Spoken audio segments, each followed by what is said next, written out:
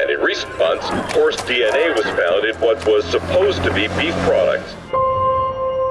This is what's most controversial. Every year, thousands of live horses are fresh, raw horse meat. You question everything about yourself. Are you really making an impact? Are you really helping animals?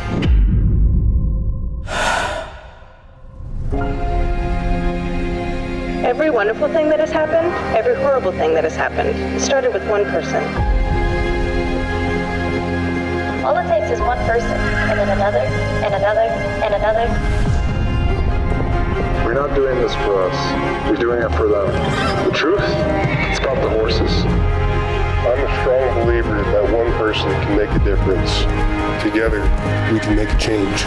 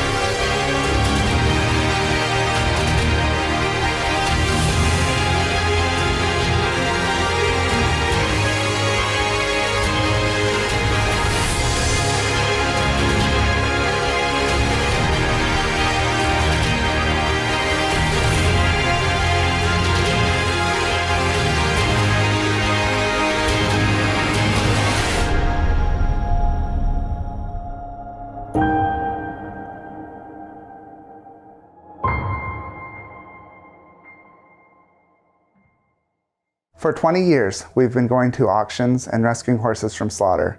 We had no idea when we rescued that first horse what an inspiration that horse would be to start Horse Plus Humane Society. But sadly, 20 years later, we're still going to auctions. We're still rescuing horses from slaughter. Rescues across the United States need to wake up. We can't rescue all the horses in need ourselves. Rescues have to band together. They have to put on a united front. They need to embrace the philosophy of the full circle of life horse shelter. That's the only way the slaughter can end. Kill buyers are getting stronger. They're getting united. They're putting horses on feedlot pages, and rescuers are paying thousands of dollars more than the horse would have cost at auction. It's time for rescues across the United States to build a safety net so that every horse is within one day's journey of a full circle of life horse shelter. This year, I think we can do it. If every horse has a safe place to go within a day's journey, I know slaughter can come to an end. In this season of Horse Rescue Heroes, nearly 20 organizations come together, and we have one important question to ask them. So do you want to pilot a full circle of life horse shelter? It's a whole new season of Horse Rescue Heroes, and this season is going to be amazing. We have applicants across the United States in over 30 states, and even 2 applications that came in internationally. Now we're actually going to be looking to determine who's going to come to Tennessee to receive the mentoring and a chance at a $15,000 grant. The Full Circle of Life Horse Shelter philosophy, it's a philosophy where you never turn a horse away. My personal goal and my personal dream, since we started the Horse Rescue Heroes TV show and the Full Circle of Life philosophy, is a full circle of life horse shelter within a day's drive of every horse in America. And this year, we might do it. I think we can. I know we've been supporting an organization in Indonesia. Didn't think that they would be applying for this grant because they're a long ways away. They're a long ways away. She's working out the funding, doing fundraising to get money to come. Wow. Wow. Okay. That would be awesome. As we go through these applicants, we're going to be pulling applicants that, yes, we want them to come to the 2 days of mentoring. So you're going to be coming to the mentoring, they get to tour our facility, then we're sending them home to put it into practice. So we're going to have to go through and figure out which organizations we can have up to 25. Now, not all organizations might not be able to actually come. Things happen. It's hard to get away from a rescue. So, all right, Horse Protection League. This is the one that has reached out to us and Carrie.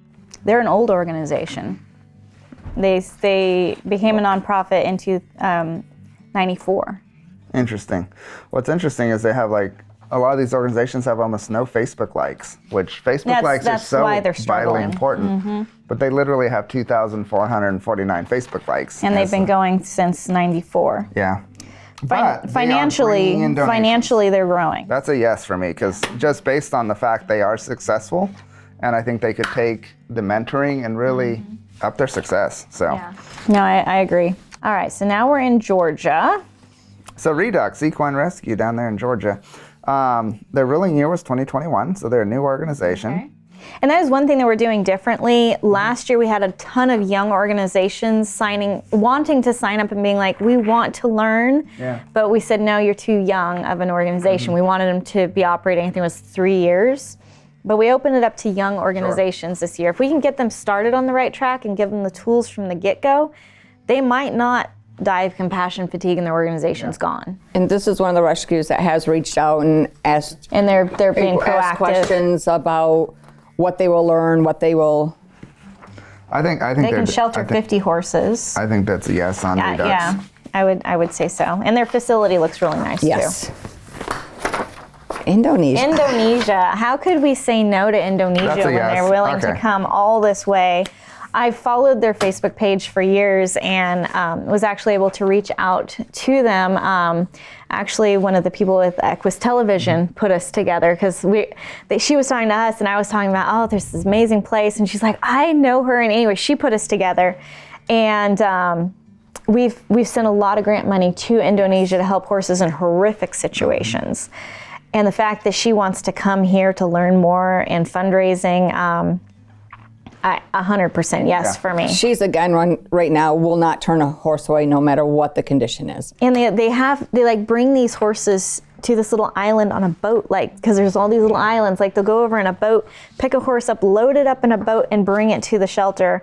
And we actually gave them a grant to expand their facility and made that possible for them. So they are now just working on some more shelters for the horses. Wow. Yes. Well, I would be very excited if they came. That would be amazing. So where are we at now? We're in Missouri. All right. Peaceful Pastures Donkey Rescue. We need something in Missouri. And they're a wonderful organization. We have helped them with gelding mainly, but they're another one that's reached out and was asking if they would qualify because they're a donkey rescue. So they do help horses, though. I see in their numbers they do help horses. So primarily they help donkeys, but they will help other horses. I think we should say yes on them. Hope in the Valley Equine Rescue over in Kansas is the next one up. And their finances look good. They're building every year, 113, 135, and then 191. So that's really awesome. They're rescuing a lot of horses. Their organization is as old as ours, but just about that's when we got our ruling. What's interesting is it sits on 75 acres and they produce about 20% of the hay they need on their organization. I would say yes. What do you know reached about them? Again, questioning what they will learn and. So you've been in communication with them since they applied. That's great. Their facility looks amazing. Yeah. I mean, they could do some amazing things They for started horses. reaching out in December asking if we're. Do they board horses or? I don't believe this one does. Okay, they just have an amazing facility going. Yeah. All right. Well, that one looks good. Great.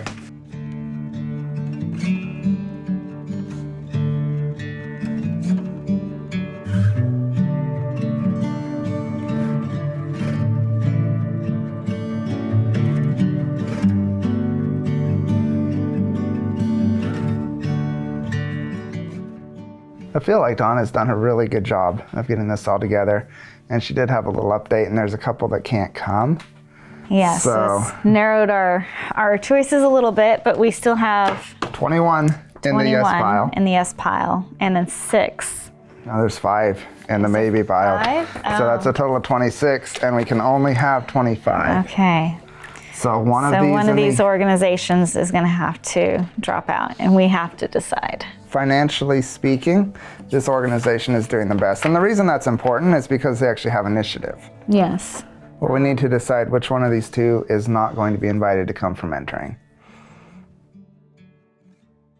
I think I'm gonna have to say New Hampshire, just because I know that there is resources up there that can help them, and there's like none in Louisiana. Yep, so unfortunately, at this point, next year, they're always welcome to apply.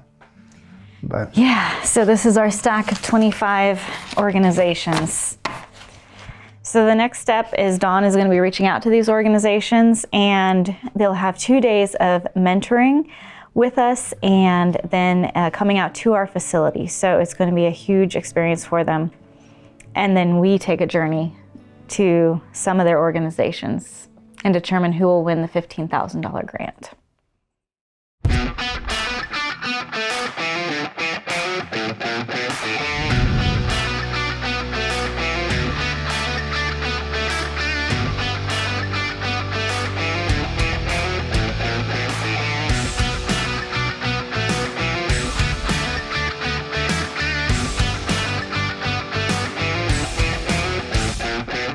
Today is our first day of our Full Circle of Life mentoring workshop, and I'm super excited. We have organizations coming in from across the United States. I'm from Louisiana. Wichita, Kansas. Golden, Colorado. Just outside Athens, Georgia. Sunny Central Oregon. And we have a great presentation of stuff lined up for them. I'm nervous. I'm excited. It's fun to see everybody here, and we all have a like mind, and we all want to learn, and we all want to network, and we seem to be having a lot of the same struggles and the same goals. So I'm really excited to network with everybody here today and just learn. So I'm standing there waiting, and the door opens, and it's Tawny and Jason, and I literally... Triple Crown is here, and they brought a person to do equine nutrition. We have Dr. Nancy, and we have Carrie. We got a great day lined out of presentations and mentoring for these organizations.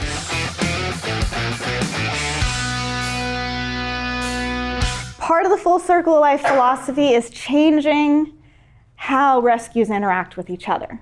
And the fact that we have, 19 organizations here in one room is huge. And yeah, it's amazing. My name is Kelsey Bjorklund. I'm the Executive Director of Lazy Bee Equine Rescue of Utah, and we're located in Clinton, Utah. We're here because we really admire Horse Plus's way of helping, and we really admire the whole program itself. So we came here to learn more about it and how we can better ourselves and how we can kind of put this program kind of into motion with what we already do. My name is Roxy Hayden, and I am the founder of Outlaw Equine Rescue and Rehab, and we are in Crossville, Tennessee. What they're doing is important, and why wouldn't you want to learn from someone successful, and so I think that's, and how exciting that they're doing this for all of us for no charge. We're all gonna be here to help horses today, tomorrow, 5 years from now, 20 years from now, and together we can end horse slaughter. My name is Elaine Zeman with Just a Horse Rescue and Sanctuary from Melrose, Wisconsin. We're just open to learning anything we can regarding horse rescue, as we're fairly new at it. I'm Tiffany Ring with Gentle Spirit Horses Rescue, based out of Scotland, South Dakota. I firmly believe in the policy of helping every horse we can, and there are only 2 truly active rescues in my entire state. And unfortunately, we have to say no more than we like. So I really want to learn how to say yes to everyone and learn from people who figured out how to do it, and learn from their mistakes and their successes. We're gonna be sharing mistakes that we've made along the way of 20 years. And if we can help you prevent yourself from going down some of those same mistakes, or just a trail that doesn't work, then that's what this is about. My name is Kelly Benton. I'm with Hope in the Valley Equine Rescue in Wichita, Kansas. After doing 30 years with the Kansas Humane Society, I needed to try something new and ended up with horses. Should I have probably done it the other direction when I was younger, been messing with the big guys and taken on the smaller ones when I was older? Probably, but it is what it is, and it's been a great journey. One of the biggest reasons horse slaughter exists is because rescues aren't stepping up to say, we will be there for these horses. we're also here to learn more about and ways that we can better support our own work as a full life rescue. We've got horses from 6 weeks old to 39 years, and how we can best help them live their best lives. The Full Circle of Life program is a hard road to take. You are going to be taking in owner surrenders, auction horses, law enforcement horses, horses that step foot on your property and you say, I don't know why somebody didn't do this for you already.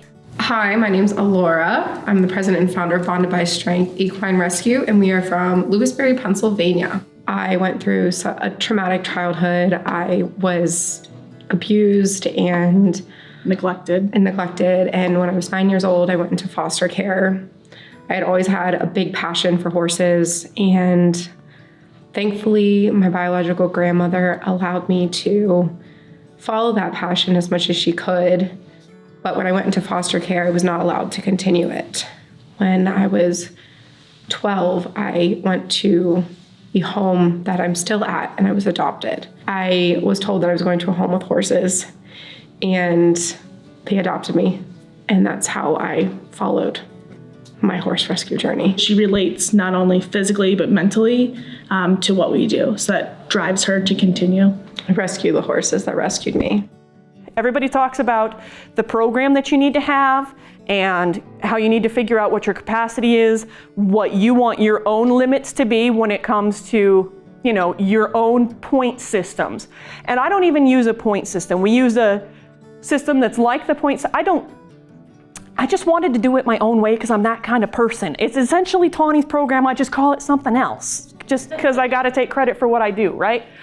And she doesn't care. That's the best part. That she wants you to take these things and make them your own. She wants you to make them into what your rescue needs it to be. Not what Horse Plus did with it, not what Ponytails did with it, not what I did with it, not what KT did with it, but make it your own to where it works for your own program. I'm Jameson Parker. This is Jesse Parker. We're with Southern Twang Second Chance Ranch, and we're located in Central Texas. We have not turned down any horse, no matter what condition, no matter their age, size, any of that. I wanted to figure out how to do things better to kind of get us where we want to be, because we just started in November, so we're still fairly new, and I feel like there's a lot to learn. My name is Jennifer. I am from Louisiana. The name of my organization is Equine Rescue, an advocate of Acadiana, Inc. I want to give the community a place that they have options other than going to the sale barn. The sale barn is owned by a family, and there's one in Opelousas and one in Baton Rouge, and it's the same company, the same people. Everybody in here, and 2 people so far have talked to me about concerns about their horses that they normally help, rescues that specialize in older horses, or rehabilitating particularly badly injured horses, thinking this program's not going to fit for us because they're going to make us euthanize anything that's a big vet bill or anything that's older or anything that's going to cost more to care for. It's not what this program is about at all. None of it is about that. This is about taking a roadmap that Tawny has drawn by figuring it out herself. My name is Christine Taliga. We are with the Horse Protection League. We're located in Arvada, Colorado. And I'm Lee Gilliland. Very recently, we've seen changes with inflation, with the cost of hay, with the cost of housing, incredibly high cost of housing in the Denver area. And we've seen several owner surrender issues related to the loss of their land and not being able to find another horse facility. I mean, most horses that come into rescues, unless they're like that perfect one that rarely comes through, they have a problem. They ended up at your organization because they fell through the cracks. Nobody wanted this horse. It's your job as the organization to figure out, why does this horse have these problems? And what can we do to help this horse? I'm Leah McGee, and this is Stan McGee, my husband, and we are McGee Equine and Livestock Farrier Service Rescue and Rehab from Fife Lake, Michigan. We have made mistakes and had a hard time finding the best way to take care of the animals, and always open for new opportunities and new ideals to better ourselves so we can help the horses. If we don't bring in money, we can't rescue horses, we can't pay the farrier bills, we can't purchase feed. I mean, the list goes on. You can't maintain your facility. And there's a fine balance of operating your facility, but then you also want to play with the horses.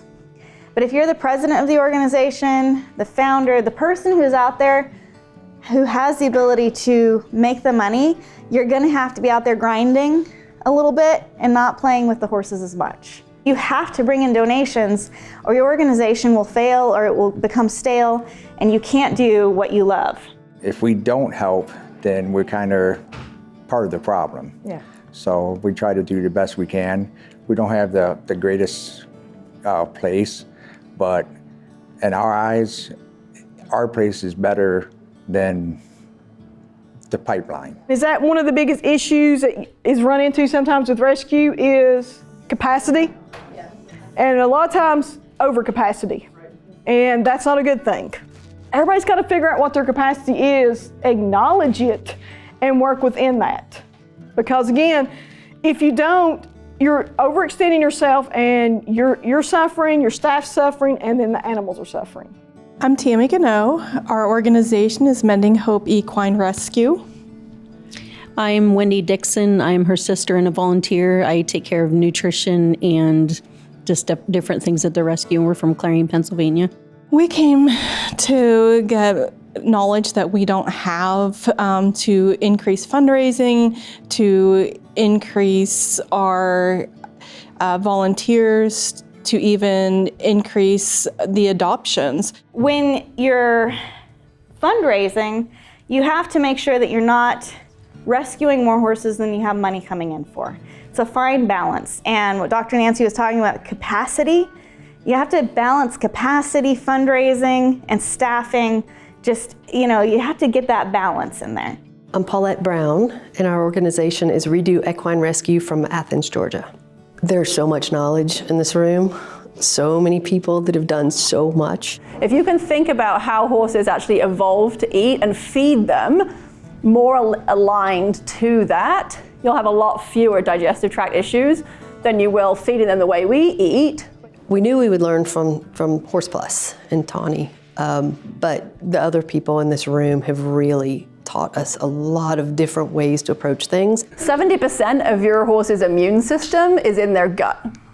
So if you have a horse that's struggling with immune dysfunction, you need to look at their digestive tract and digestive health, right? I get a lot of people asking me for immune boosting supplements and stuff and get very confused when I do things for the gut. I get a lot of people ask me for calming supplements and they get very confused when I recommend a really good groundwork trainer and gut supplements. There's, because I really think that there's a lot of the spookiness and the overreactiveness in their environments is often related to gut health. So Triple Crown is actually providing us lunch today. Just have to go pick it up from the front desk. Triple Crown believes strongly in actually giving you the research quantities of ingredients that they put in their feeds at levels that, the average person would be feeding that amount of feed, right? So if you feed 6 pounds of the senior, for example, you're going to get the full research benefit of these ingredients. Triple Crown is providing lunch for you all. That's how much they believe in nutrition. They want to help horses eat and humans eat. So just give a hand to Triple Crown for providing lunch. We're so grateful for Triple Crown providing the catering today to feed everyone. Their support is amazing. It was so great to be invited so we could meet all the other rescues from around the country that Horse Plus reaches out to help with. Being able to have Dr. Claire Thunes here this week has made a lot of impact on the nutrition programs that we're able to provide for all the rescues around the country. And hopefully everybody's gained a little bit more knowledge on how we can help bring back a lot of these animals and help them find their way back into loving homes. Getting to meet all these people, and it's just amazing all over from the whole United States. And so it was great. We will help. Yeah, it's lovely to know that there are these people out there across the whole country standing up for the horse. The digestive talk was fabulous. It's all been good, though. It really has. The networking is awesome. It's good to get to talk to somebody else that's in the same boat. You don't feel off on an island all by yourself. I'm loving it. I'm learning a lot. This is a great learning experience. I'm just ready to absorb everything that I can, take back what we learn and see if we can apply it. And then networking with everyone is a great opportunity. It's wonderful. We've learned a lot. We've made wonderful connections, and it's already been great. I mean, I think we've made friends all over the country. I'm planning a trip to go visit all these shelters. I'm just kidding, but it's been really great. We've picked up a lot of valuable information, a lot of money-saving tips even, things like that. So I can't say enough positive. It's been really great so far. Meeting other organizations and our teachers who presented already, just to piggyback on what my new friend shared about the nutrition and how important it is, their health, and transitioning from rescue wherever they came from and then bringing them back to your facility and making sure that they're fed properly. That's really important. Coming in, I didn't know what to expect because I'm kind of the support to Roxy and our organization, and I'm pleasantly surprised. I'm learning a lot. I think that it's been put together well, and I'm enjoying getting to know all the other organizations. So positive experience. Today went great. I was really worried. We've never done a conference before. Not of this magnitude, and that's getting for all sure. these organizations together. I'm just glad everyone's being nice to each other. That was a big concern of mine. As far as we know. As far as we know, everyone's being nice. But they were definitely learning and super excited about what we were presenting. And we did a lot of medical type stuff today because so much of horse rescue is medical. Mm-hmm. If you don't understand a rescued horse medically, it's going to be very, very hard for you to get that horse into a good situation. What I thought was great is everybody was paying attention, everybody was focused. I think that when they do their end of the surveys, they're all going to put down they loved it. I think so. And one of the things that we were looking for, and Dawn especially, she was keeping track of, and I've been looking for, is trying to find if there's organizations that are like kind of zoning out on their phones. And so far, everyone's just glued to what's being said, which will make our decisions a little bit harder. Well, that's great though, because the presenters are presenting things they want to hear and they want to learn about. Yep. Great, great first day.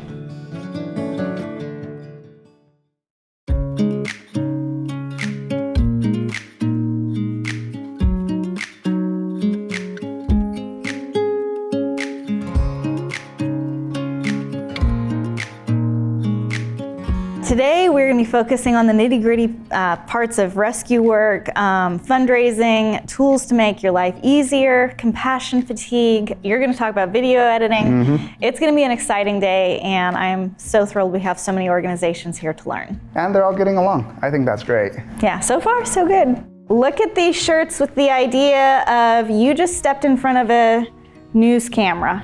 You're on an animal seizure, you stepped in front of a news camera, and your shirt is front and center to thousands of people on the evening news. Think about, as we're going through these, is your branding getting out there? My name is Matt Mayella with Horses Without Humans out of Bell, Florida.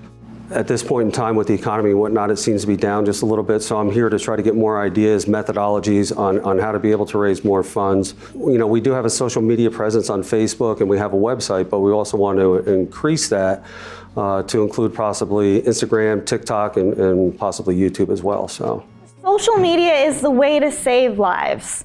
On social media, you can post your stories, you can show what you're doing. You can be silently working at your organization every single day, but if you're not sharing what you're doing, it's gonna fail eventually. Like people need to know about you and that you're working hard and you're doing stuff for them to be able to get behind and support you. And social media is the best platform to do that because that's where like everybody's at. My name is Beth Hackala. I'm with Peaceful Pastures Donkey Rescue from Cole Camp, Missouri. We hope to learn more about fundraising and how we can implement the Full Circle of Life program in our rescue. We do a lot of the things currently, but we're hoping that we can, become more aligned with the model that we see in Horse Plus. These are tools that will save your hide, save your life, save your time. So I heard a lot of people talking about shelter love yesterday. question. I love Shelter Love. Yay! It saved our organization in so many ways. Everybody should get Shelter Love. Every person in this room should have Shelter Love.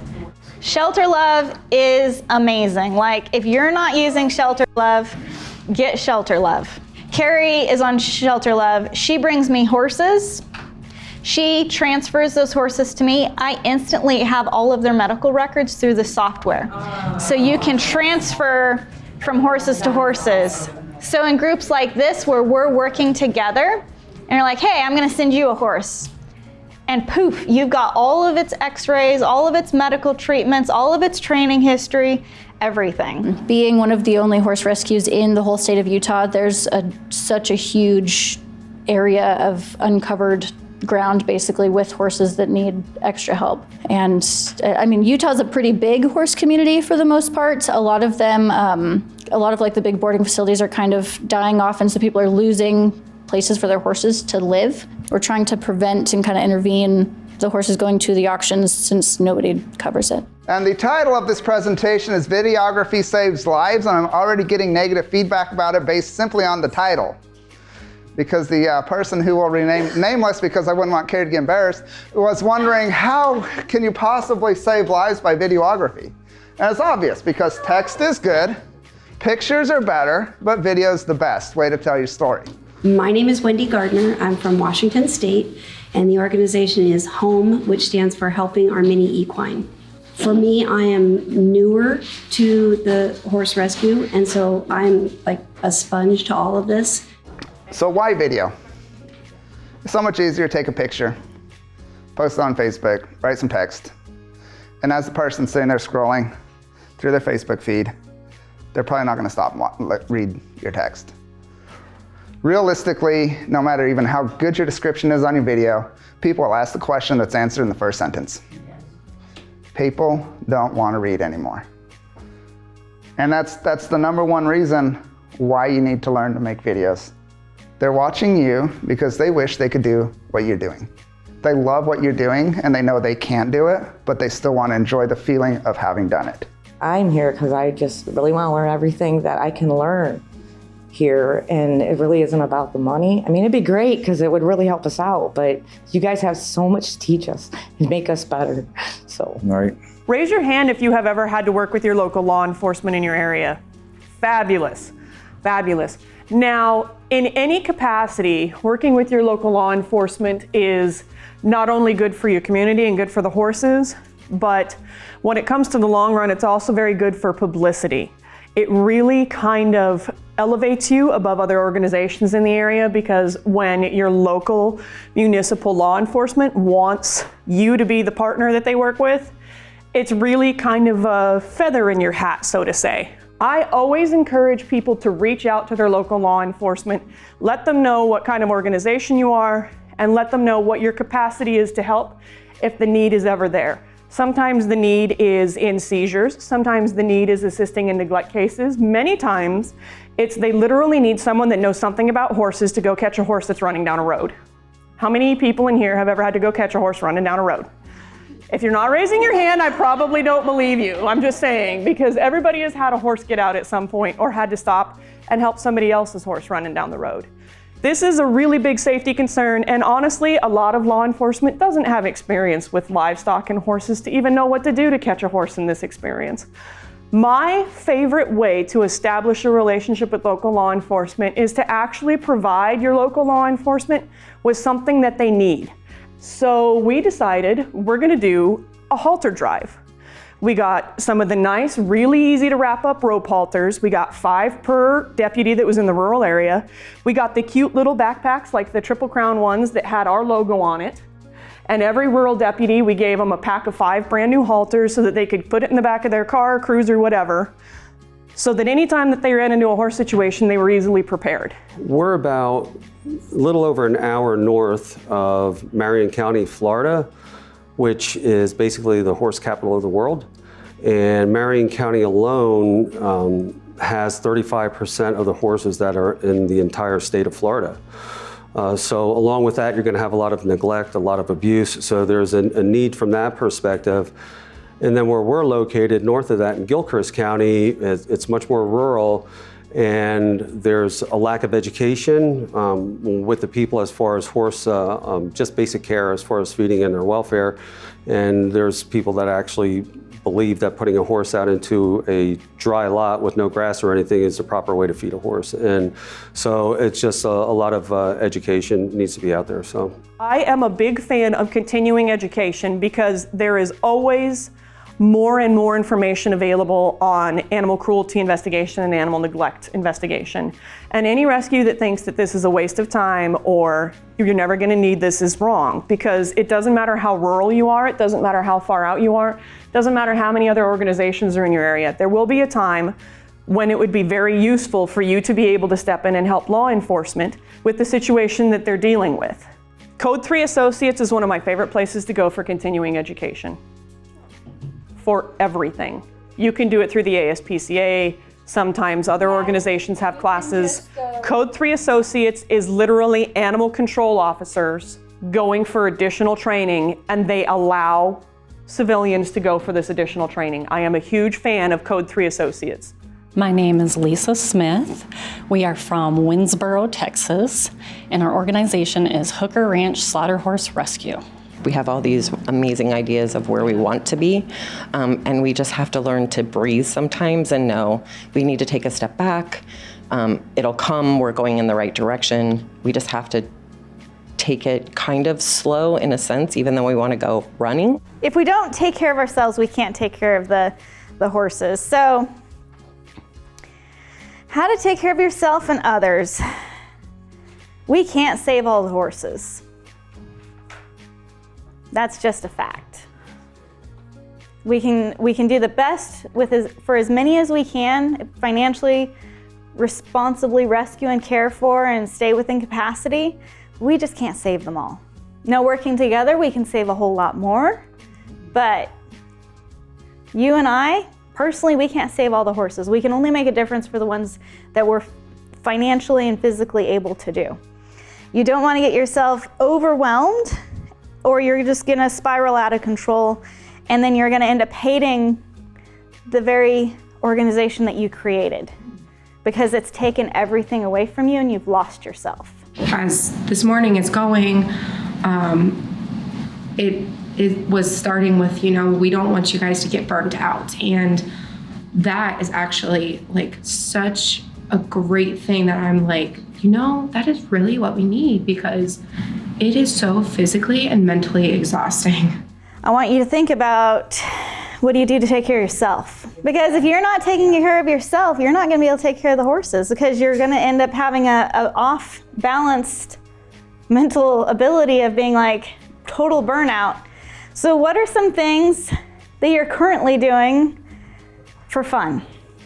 How long ago was your last vacation? I know some people I talk to are like, we haven't gone on vacation since we got a horse. We spend so much time focused on the animals that we lose sight of it's just as important to take care of us, and if we're not gonna be able to take care of them. When we joined the board, we didn't realize the gravity of that downward spiral until we really stepped in. And we're here because we have to have some help to get us out of that spiral. We've come so close to being having to close the doors because of lack of funding and lack of management abilities. Yeah. And so just being connected with other horse rescues, seeing some of the tricks that Tani and have developed over the years has been really inspiring, and is the medicine that we have needed to lift us up. You have to decide between for yourself, for your organization, with your board of directors, is this philosophy right for you and your community? And you often won't know whether it's right or not until you give it a try. So this is the question we want to ask you. So do you want to pilot a full circle of life horse shelter? Yes. We have a special little thing that you can hang up at your facility.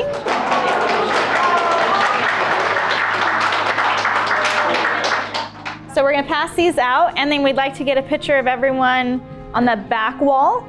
So boot camp is where you want to come because somebody in this room is winning $15,000 for your organization.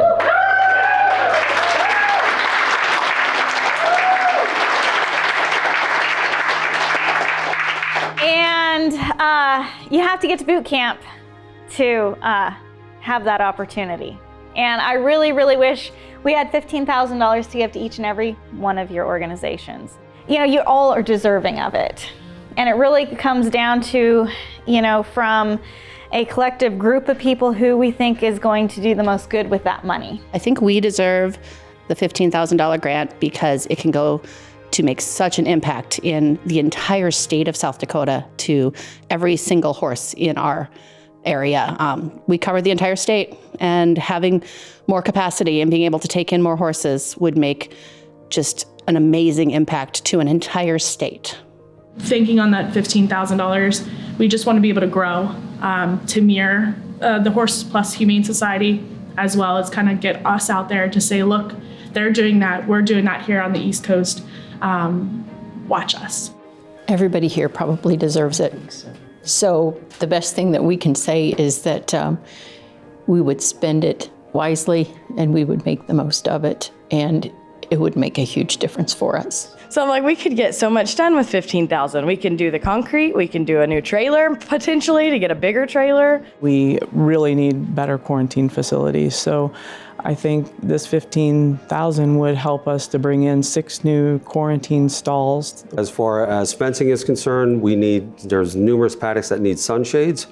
That would help us out with that. And also we could use the money definitely for training. And also we could use some underground watering systems. We don't have a lot of barn space, stall area for horses that may need to come in and be taken care of. So that is what our goal is to provide the horses that needed aspect of care. We're going to be watching over the next 2 months kind of how you're implementing this program. So May and June. Mm-hmm. You're going to want to be ready for a visit at any time. Oh my God. You may have an appointment for somebody surrendering a horse or adopting a horse that may not show up with a horse. They might show up with a film crew.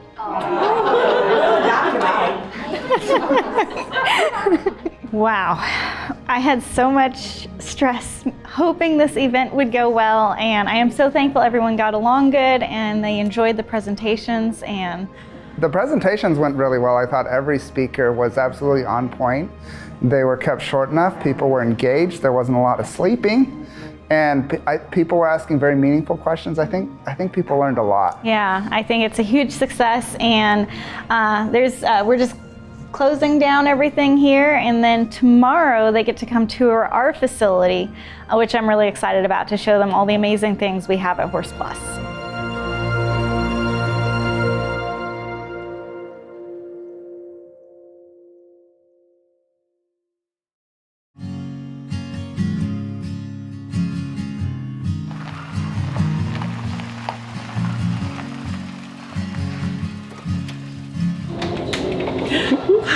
Good morning. Hello. I'm filming too.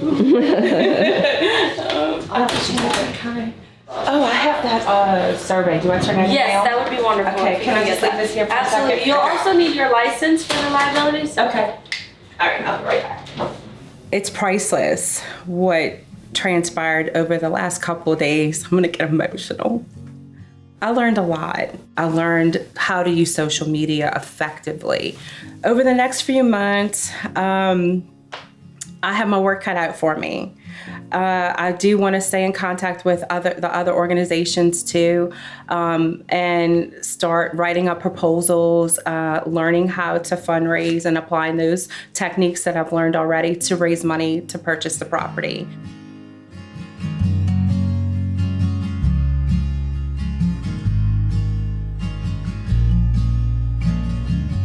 We enjoyed the mentoring here, and it's wonderful being with other horse people, especially other, shelter people that got along, because where we're from, the shelters don't. It's like a competition. It's not working together. Over the next few months, I will be taking over the Facebook page for Mending Hope, and we actually created a YouTube account yesterday, so we're going to start doing more filming of the things when we get the rescues in.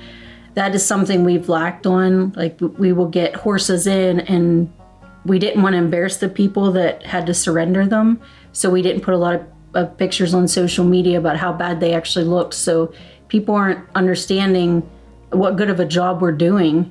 I've been supporting Roxy on this adventure on pure muscle, not knowing exactly what it was all about. I did have an opportunity to go to one of the auctions, but after going through this workshop, I've learned the reason behind it. And that video that I watched was probably one of the big reasons why. And sorry, but I know that there's a reason why we do what we do now, so I learned a lot. I feel like as a rescue, you go into it feeling like you don't have a lot of support. And coming into this program, meeting all these other rescues, now I go out of it feeling like I have a support system. And people go through the same thing that we go through on a daily basis. So that's kind of cool.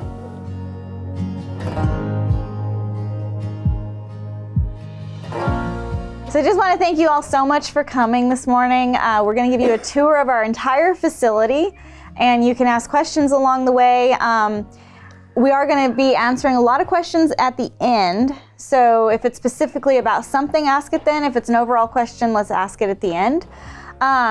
So y'all got here and you got to do our check-in process, which might have been like, what on earth? There's a lot of things that ask. Working together as multiple organizations and a network, that we can become so much more effective and stronger at helping these animals, the equines, and as well as each other. Networking is going to be huge. One reason we do the check-in process like we do is it's digital, so we don't have to file paperwork. We ask for selfies and ID cards because it proves that you are who you say you are. So if you have somebody surrendering a horse and they're random Blow Joe and they're making up some name, that's going to kind of cut it from the get-go. So it's kind of just a buffer of being like, hey, let's not go down this road of silliness, fakeness. Basically, anyone that steps foot on the property, we have them fill it out, even if they're surrendering a dog. And we're just like, it's a horse liability, you're just gonna fill it out. So that was the normal process that you went through for every single visitor that comes to our facility. 8 years ago, we got this property in March, well in January, but March is when we actually started doing stuff here. 8 years ago, it was a pasture. There was nothing here. It was just grass. And it had 2 big trees on it. And so everything you see here is since that day one that we've put here. Originally we used field fencing, and ultimately over the course of time we've changed it over to panels, just because the horses are safe in it. It's something that we don't have to worry about them getting hurt, and we can maneuver pens around very easily if we want to change them up. I want to focus more on setting up our property in a way that we can do intakes in a more, not just efficient manner, but safe, in a more categorized manner. And I believe with everything that I've seen here today and the things that I've learned throughout the workshop, that we're going to be able to manage larger amounts of animals more effectively. So we're gonna go into our reception area first. Now the nice thing is you can walk around and look at things. You can take pictures of things. So when adopters or visitors or volunteers come, they come in and check in just like you did. We encourage them to check out our gift shop. We have our open admission shelter policy right there on the wall behind there. And if anyone has questions about, what's your euthanasia policy, we just send them that. Now we do take dogs and cats and Our name is Horse Plus Humane Society because the plus is for every other critter that comes along. Looking for Love, that is our wall, and where we have, these are the horses that are currently looking for homes. And when they're adopted, the adopter gets to take them off that wall and move them over here, and they always love that. And it's like, yay, I made a difference. We definitely enjoyed the mentoring. It was very informative and really opened our eyes to a lot more things here, and we're proud to be a full circle of life rescue. In Tennessee, we are a certified animal control agency. In each one of your all's states, you want to look into seeing what it takes to possibly become a euthanasia technician. I learned at this workshop pretty much how to organize our whole back end of everything better. So our horses, our vaccines that we're doing, all of our x-rays, all of that stuff. If you're operating a large scale facility, you want to be able to have people that can end suffering and be trained properly. This first room on our left here, this is our small animal room. And this is Sam. He takes care of all our small animals. So if a dog or cat gets surrendered here, it comes into here. This is Dawn. Oh, hey. And this is our grant department. See, always remember to be nice to Dawn. Yes, we love Dawn. Because Dawn gives out the money. I learned the big thing about surrender fees, which is so huge because we have people come to us about surrendering their horses, and I've been so hesitant about taking them on because of the fees. And it never really clicked in my brain about essentially charging people for their horses or having the surrender fee. No, because we look at to it cover their medical costs. So one thing I want you to think about while we're all standing here, when I originally designed and built this building, this was the education room because I was like, we want to educate people sometime. You can see it's too small. Yeah. So now it's our media department. So over on the little desk over here, there's a little tiny laptop, which Isabella, who's in the middle of the room. We can all say hi. No, I'm kidding. Hi, Isabella. This workshop, we learned so much. Learned a lot about social media, networking with the other rescues. A lot of tools. Lots and lots of tools. And about charging a surrender fee or intake fee. That's really a great idea. Videography. I'm hoping I can get my husband to work on that for me because I'm super inspired. She, that's where she starts the process. She creates the storyline and edits together all of our weekly episodes, Horse Shelter Heroes. And then when she's done, it goes over to this corner computer over here with all the monitors where John, yes, the chicken. Someone want to squeak a chicken for us over there? Anyway, there we go. That is where John does, we call it Johnify. We don't know what he does, but it goes over there, and I think Isabella would agree, it's not perfect yet. When it leaves there, it's very nearly perfect, except for John has been cursed from birth by color blindness. Oh, no. Otherwise, he would be perfect, and I wouldn't even have a job. Jason's videography saves lives. That was really important. That's one of the big things, one of the big tools I'm going to be bringing back to our organization because we could use the extra funds, and I think that'll help move us along in a big way. So anyway, so it goes over my computer. I color grade it. That's what I'll be doing this afternoon. And from there, we publish that. That's our weekly episodes of Horse Shelter Heroes. This computer right here is Faye's computer. Where's Faye? Faye's somewhere around. Faye's right here. And she hides easily. She does all of our Horse Plus vets. Has anybody checked out our Horse Plus vets yet? Couple people. This is our new channel where we show the blood, we show the testicles, we show the gnarlies. Half of those videos, YouTube is like 18 plus. We're getting $500 a month from it right now, and it's just barely launched this year. Macy works on that one. We don't know what she does. And Haley works on the computer over here in the corner. Now, Haley up here, big shout out to her. She pretty much edited the entire season 3 of Horse Rescue Heroes.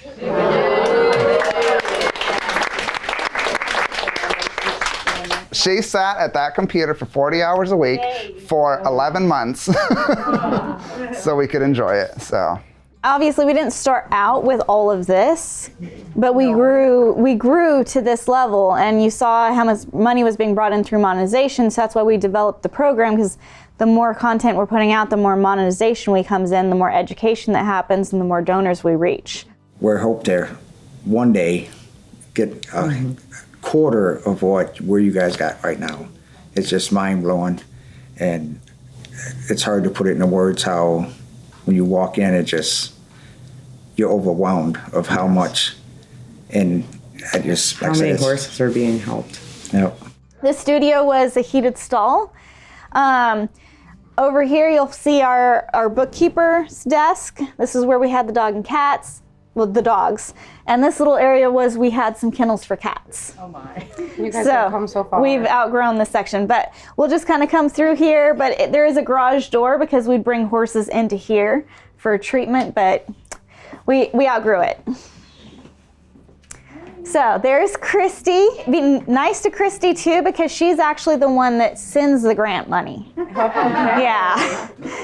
Dawn processes it, it gets approved through Angela, and then she's the one that clicks send to send grants out. This room here, this is our storage room for just all the extra storage stuff that comes along. Volunteer shirts, whatnot. It's small and full. All right, so then we come into this area. This is our staff bathroom, washer, dryer. So if we have interns, we can have these doors locked and they can come in and access the washer, dryer, bathroom, shower, and the kitchen without accessing the rest of the office. Yes, and then my office is through there. So this is the back end of the computers now. Rebecca sits here and she's our creative content writer. She's really good at writing stories, but she's sitting here almost all day. Now we're gonna put a lot of this over to the guy in the Philippines, but she's making content for our Facebook page. Either she's making the artwork for it, or she's creating it, or she's creating a mailing list. So, like, that's her job. And also when people come in, you know, she'll check you in. But it's basically we have somebody full-time working on getting our content out there, so our story's being told. We are planning to up our social media. Yep, and we're definitely planning on collaborating with some other rescues in our state to help us work through the process of rescuing horses from auction. We were having a conversation about what we're going to implement first over the next few months. And that is going to be our social media. We really need to get out there, do the daily posting, look at the other opportunities we have for social media in our area, and just really, really pound the social media.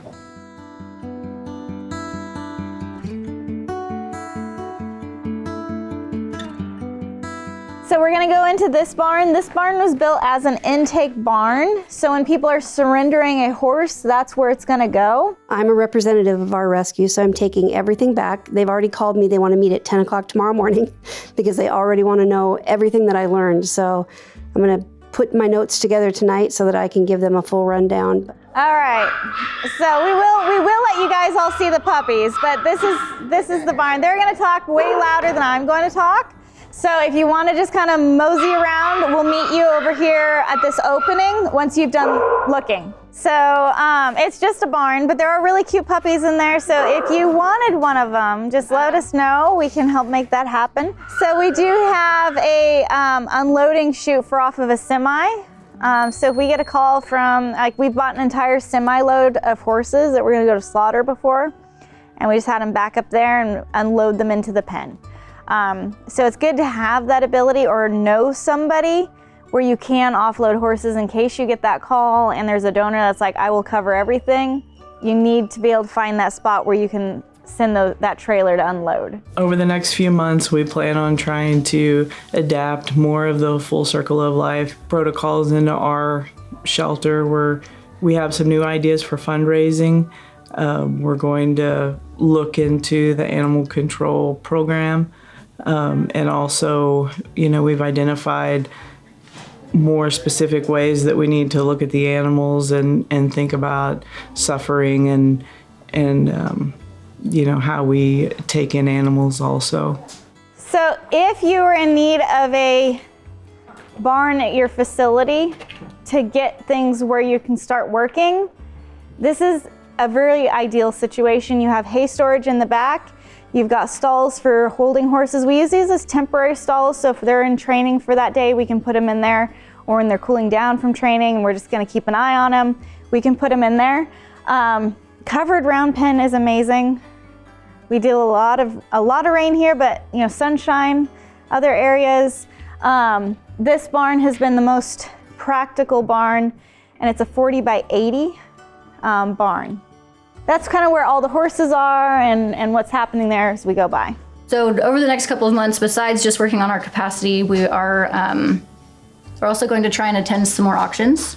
There's no other rescues that attend auctions in our area, so we want to at least, even if it's just one horse, it's still one horse that we could get out of, the possibility of going into the slaughter pipeline. All right, so this was the add-on that we put on to that original barn that that design could be replicated in your organizations. You could do a fundraiser for it. It's within grasp. And then we wanted to put a 40-foot, I think this is 40-foot wing onto the side. Now we don't have a lot of snow issues here. We might get maybe 3 inches. Primarily where you're standing is where all the farrier stuff happens. So we've got ties up here. We can have horses in this area. Sometimes it's treatment, but primarily it's farrier and grooming. And then over here, this is a cattle sweep. And we use this to bring horses in that are unhandled. We can access, if somebody drives through and drops a horse off in the unloading chute and it's wild, we can bring them in here and still be able to handle them. There is a scale in the chute area, so we can bring them in, we can weigh them, we can get hands on them. It's one of the things that I really look forward to here in the near future and ongoing, because as I walked through the establishment today and I saw the flow of how everything comes in and how it flows through, I'm thinking, my brain's on fire right now of all the things that I can do on my own property to be able to make that flow right and make it good for the horses as they come in. So Corey, what do you do in this section of the barn a lot of? Well, this is where I spend about 9 hours of my day. This is where I really start to get all the unhandled horses handled. This one right here was actually unhandled, unhaltered trained about a month and a half ago. Her name is Nadia. She likes to shut down quite a bit. When we first started handling her, we actually put her inside the chute just to start grooming her, to start getting her vet care, farrier care, and all that. And after a certain point, when I'm working them in here, maybe the first couple times, I'll just get them to look at me and see if I can get maybe within 10 feet of them. And then from there, I'll go to trying to get them to make their first contact. So we do have the microchip scanner here. All of the horses are microchipped inside their neck. Sorry, I know I scared you. So just like anything else, I'll let her check it out first.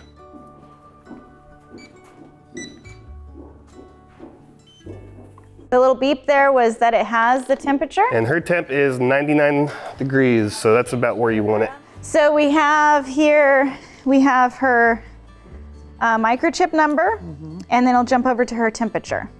So microchip number, temperature. And this, for horse people, we microchip on intake. It's like $5 a chip from home again.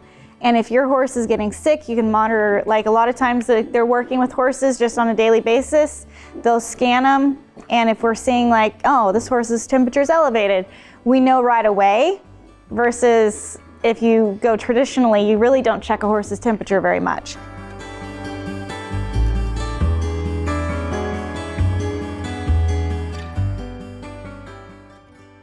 So now we're in an alleyway, and we can close the gates and bring any horses from any of these pastures down into the training barn, just through alleyways. So if they don't lead, we can herd them down.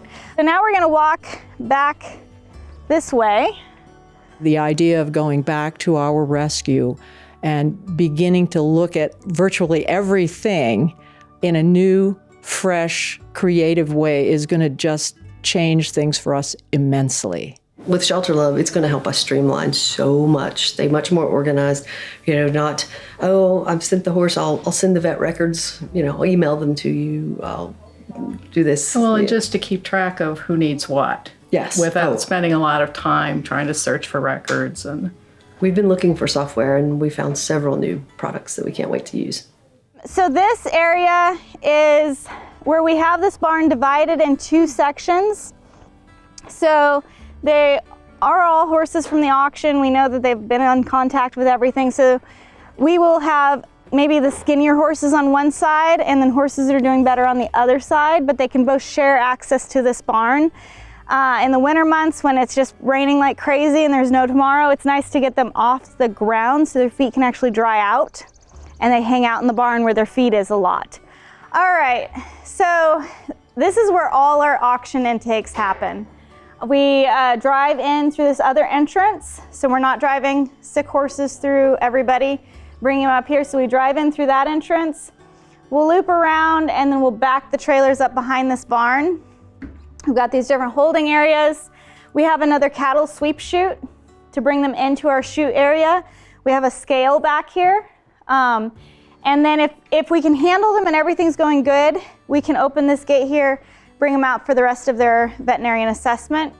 If they're a horse that is not being handled well, we can put them into this hydraulic squeeze chute. It's padded. It was originally designed for handling BLM horses. I enjoyed the mentoring so much. I cannot believe the amount of information that was covered in just 2 days. And then the tour here, just seeing how well organized and how it is so set up nicely to work. It's just overwhelming how much I enjoyed it, actually. We do have 2 stalls in this barn for basically stallions. Will end up being in there a lot.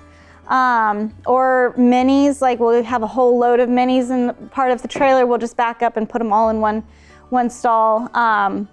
If we have active cases of strangles on domesticated horses that we can handle and we're moving them, they'll be in the stalls and then they'll be churned out in this pen over here if they need to have stall time and churn out time. The pen over there is kind of where we put kind of more critical horses or horses that we need to get hands on and watch, but we don't want to keep them in a stall. We don't like to keep horses in stalls because they're herd animals, they're grazing animals, they like to be outside. Well, we got some stalls to finish up that we're working towards. We've got some fencing that we've got to mend and kind of replace. Just kind of the basics of getting the compound set up for this organization we're trying to run here, If your organization gets a large donation or a state donation, try to invest that money into something, because that's kind of unexpected money. It's not your normal monthly money coming in. Try to get something that you're going to use to really improve your facility. And so that's one reason when we ask for what you would use that grant for, if you do win the $15,000, we're wanting it to improve your facility long term, so you actually get something out of it long term. A lot of people can be brought together to do good things and get along great. We met a lot of friends. I've learned that, which is hard for me, but when a horse does not have the 5 freedoms, that you have to make the decision that is right for the horse, not right for your heart, because that's a tough thing. When you take in horses that need euthanasia, you have to have a disposal option. It's different around the United States, and I'd be happy to talk to each one of you individually to discuss what those options are in your area if you need help trying to figure out a solution. Crematorium like this costs about $30,000. It's a valuable piece of equipment. When a horse is gone and dead, you have to do something. And taking them to a landfill, now that might be your only option, but I'd much rather cremate than put them on a pile of trash. So this isn't actually bleach, this is called rescue, so it's not gonna make your clothes all nasty. And you'll see that down in the vet barn. Always make sure you get the bottom of your shoes when you're disinfecting, and your hands. It's nice to be around other rescues and other people that have the same mindset. In our day-to-day, we are involved with a lot of people who don't understand the rescue and the shelter world. Yeah. And it's really nice to talk to fellow rescues, network with them, and learn what works and what doesn't work. The camaraderie of other rescues are a hugely important factor in our success and forging the success of other rescues. So just the importance of working together on a common cause and how that can unite us and make us more effective. 8 years ago, there were 3 big trees on this property. Thankfully, they're still here. All the other trees we planted. When we got here, there was nothing here. And so we actually built the shed behind you, and that's where we lived the first summer. And Jason was building the house. Tennessee, this county in Tennessee has no building permits. But what's really neat now is Dr. Nancy, this is gonna be her house. Our shelter manager lived here for a while, and now Dr. Nancy is gonna be moving in. Because we have so many bedrooms in that house, because there's 4 in the middle, 1 downstairs, and then 2 up in the 3rd story. She's wanting to open it up to be a place where veterinarians who are in school can come and do their intern here. So, because she's like, you see things, and if you watch our videos, like, it's unbelievable what we see. And they might go to a vet clinic and work, you know, all summer and see 1 or 2 cases that they'll see in one day. They'll see 20 cases of the craziest things. So that's a program that Dr. Nancy's going to be developing. All right, so now we're gonna be heading down over the hill. If somebody came to me asking why they should follow our footsteps in becoming a full circle of life shelter, we would pretty much explain to them what it is. Yes. Why we got into it. What's the story behind it? Right. I would also offer for them to come out to our farm to see what we do. I would have them come out and see us do owner surrenders, see us go to auctions, be hands-on with these horses, and I would highly recommend that they try to get into this program. And I would totally love to share the things that we learned in this mentor program with others to kind of help share everybody's missions together and show them, like with our networking, there was people that didn't know that you could apply for USDA grants for farm shelters and that kind of concept for tractors. There was people that didn't know that the Roundup program at Walmart was even 50 cents made a huge difference for things. So that was something that I would love to share with more people, because I have a spreadsheet of 55 grants that we apply for on a regular basis that not other people know about. So this, on the other side, that is our big holding stall or foaling stall, or if we're gonna have a horse long term in the vet barn. This stall here opens up to it. So if we have a unhandled mare that has a baby like we do right now, she's outside right now, but we need to treat the baby, we can open up that gate from that stall inside there and then get her to come in here and we can treat the baby, we can handle the baby. You know, it's totally see-through, so the mom's not gonna be freaked out because she can't see her baby.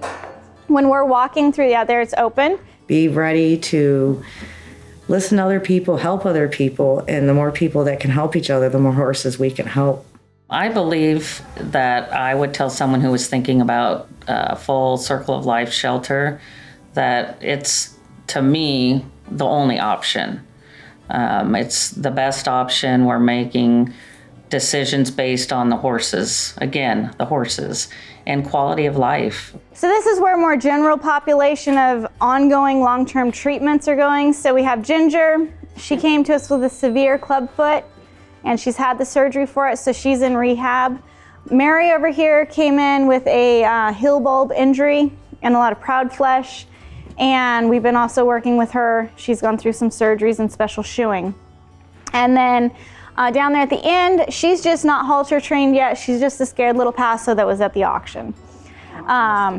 So if horses are in here, like maybe we're gonna do gelding or something, we try to have them in this barn. We'll bring them in through this door. The next door down is our surgery room. You will get to look at that as well. But we have our 2 holding stalls in here along with stocks, so you can go ahead and come on in. This is our treatment area. And so if a horse is needing a float or just exams or x-rays, Caitlin, she's like my x-ray right-hand lady there. We take a lot of x-rays together. It is a huge blessing that we do have our own x-ray machine on site. I can't wait to get home and figure out how we can implement this. We say yes to a lot of horses, but there's a group of horses we haven't been able to say yes with, which is what drew me here. And I honestly can't wait for the first time we can say yes to one of those. And we're going to just implement the summer and see what it does for us. We are so blessed to have all of this, but it's come through a lot of hard work and putting our story out there. And that's where you hear us when we're talking over and over again, put your story out there, because if you do, people can get behind you. And if we weren't doing the YouTubes, none of this would be possible. But we're able to up our level of animal care so much when we're telling our story and we're showing what happens. Okay, I'm gonna open up these surgery rooms so we can peek into there. We could probably all fit, but we'll see. It's amazing to have a surgery room. I've gone to a lot of different horse rescues across the United States. I've never seen a facility like this at a horse rescue. But I built it off of veterinarian clinics that I'd been at in the past. I made some things bigger because if we're doing a surgery in here, we also have the media people in here telling that story. So it's bigger than what a normal surgery room might be or a treatment room might be, but you saw our first treatment room area where the studio is. So we're like, we need it big. For my organization personally, I have a lot of plans to get more of the groundwork that I need to get done completed, as well as network with some of the larger rescues that we've met and get some of the more basic things established, kind of take back a little bit on some of the cases that I have been taking, focus more on organizational structure. So as you can tell, we're very, very blessed at our organization. And if you're at our staff meeting this morning, every morning we have prayer at our staff meeting, because none of this would be here without God's blessing. You know, you can't take a girl that got to 6th grade as a kid and expect her to make all this. It's God, and it's a lot of amazing people coming together. And that's one reason we do the grant programs and the mentorings. We're trying to share what we've learned and what's worked for us. And as you can tell, if you look around, we're very blessed and it works well. And we do get a lot of things donated to us that are beyond what we can use. So I would like to see the stall behind us empty at the end of today. So I want you all to kind of look through there, see if there's something you can use. You can make boxes, I will mail them to you or something. If you drove here, you can fill up your vehicles. If another organization is considering to do the full circle of life, I would say go for it. It's a wonderful program, and I think it would really benefit a lot of horses and even people, getting everybody together, working on this together. And at some point in time in the future, by all of us coming together, we can stop the slaughter. I would say that if someone's considering to be a full circle of life, they want to get into this, into your mentoring program, I highly recommend it. There's nothing negative that could come from trying to help more, right? Yeah, looking at the process and seeing how successful Horse Plus has been, I definitely would recommend it to all rescues and shelters. I think it's a fantastic opportunity to be able to, if enough of us can get together, like the network that you guys are trying to build, I think that we can actually shut down the slaughter pipeline. And I say, get on board. Our efforts could really help in the slaughter pipeline. Give it a try. It's worth it. It's worth the time and the effort for yourselves and your organization, and it's most definitely worth it for the horses. We can help more horses around the country together than we could have ever have done by ourselves in our region alone. The Full Circle Life workshop and mentoring, I feel like, was a huge success. We had so many organizations so eager to learn. It was really amazing. When we asked the question, do you want to be a Full Circle of Life horse shelter for the next, over the summer, every hand went up. And that just made me so happy. There was no hesitation, and it was so great being able to take the time to go over all the details of how we run Horse Plus Humane Society as a Full Circle Life horse shelter, and that so many other organizations want to do that because they can see the success we're having here. So It was a great event, and now we have the difficult decision of sitting back, watching these organizations, and figuring out who we should actually go visit. I have my favorites, but that's favorites plural, and we can't choose them all. We can't choose them all. It's going to be a very difficult decision.